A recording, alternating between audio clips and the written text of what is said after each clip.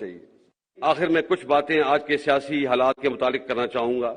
میں کافی سالوں سے اس بات پہ غور کر رہا تھا کہ دنیا میں سب سے زیادہ انسانی حقوق کی پامالی یعنی کہ ہیومن رائٹس کی وائلیشن ہندوستانی فوج کرتی ہے، مگر ان کے عوام کم و بیش ہی ان کو تنقید کا نشانہ بناتے ہیں۔ اس کے برعکس ہماری فوج جو دن رات قوم کی خدمت میں مصروف رہتی ہے، گائے بگائے تنقید کا نشانہ بنتی ہے۔ میرے نزدیک اس کی بڑی وجہ 70 سال سے فوج کی مختلف صورتوں میں سیاست میں مداخلت ہے، جو کہ غیر آئینی ہے۔ اس لیے پچھلے سال فروری میں فوج نے بڑی سوچ و بچار کے بعد فیصلہ کیا کہ آئندہ فوج کسی سیاسی معاملے میں مداخلت نہیں کرے گی۔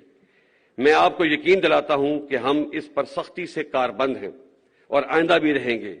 تاہم اس آئینی عمل کا خیر مقدم کرنے کے بجائے کئی حلقوں نے فوج کو شدید تنقید کا نشانہ بنا کر بہت غیر مناسب اور غیر شائستہ زبان کا استعمال کیا۔ فوج پہ تنقید عوام اور سیاسی پارٹیوں کا حق ہے، لیکن الفاظ کے چناؤ اور استعمال میں احتیاط برتنی چاہیے۔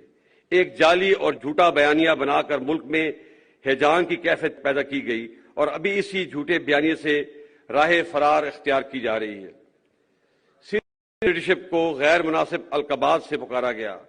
میں آپ کو واضح کر دینا چاہتا ہوں کہ فوج کی قیادت کچھ بھی کر سکتی ہے، لیکن کبھی بھی ملک کے مفاد کے خلاف نہیں جا سکتی۔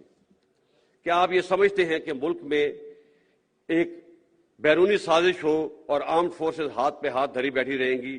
یہ ناممکن ہے، بلکہ یہ ایک گناہ کبیرہ ہے۔ اور جو لوگ یہ سمجھتے ہیں کہ وہ فوج اور عوام میں درار ڈال دیں گے، وہ بھی ہمیشہ ناکام ہوں گے۔ فوج کی قیادت کے پاس اس نامناسب جلغار کا جواب دینے کے لیے بہت سے مواقع اور وسائل موجود